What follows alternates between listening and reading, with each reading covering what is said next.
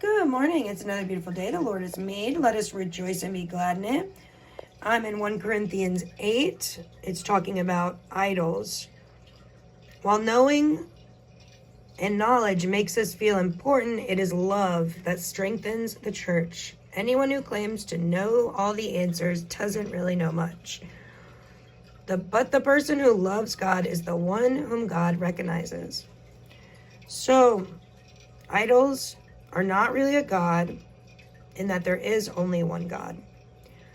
There may be so-called gods both in heaven and on earth, and some people actually worship many gods and many lords. But for us, there is one God, the Father, by whom all things were created and for whom we live.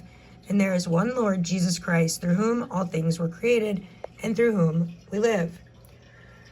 So it talks about not all believers know this, and some have a weaker conscience.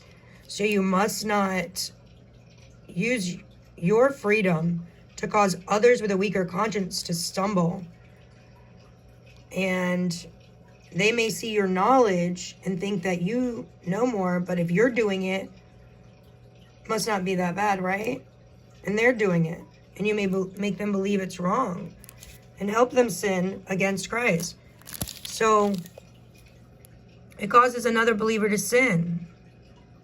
No, I will never, it says here, eat meat again as long as I live, for I don't want to cause another believer to stumble. Now, I could be wrong. Please study to show yourself approved, but I don't think this is just about food.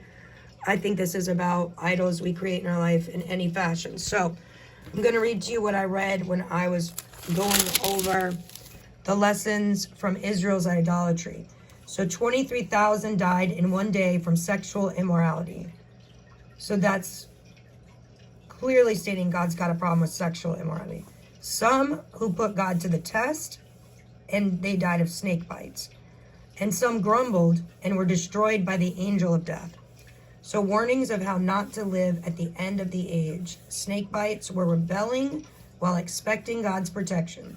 Rebellion has consequences. Sin brings death. Idols are heart-level rivals to God. Why idolatry is serious? God commands, "You shall have no other gods before me."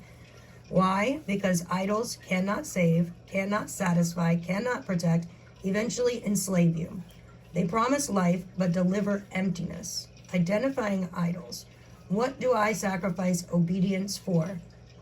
Whatever sits at the center of your trust is your functional God. Cure for idolatry, not solved by willpower alone. It's replaced with deeper worship.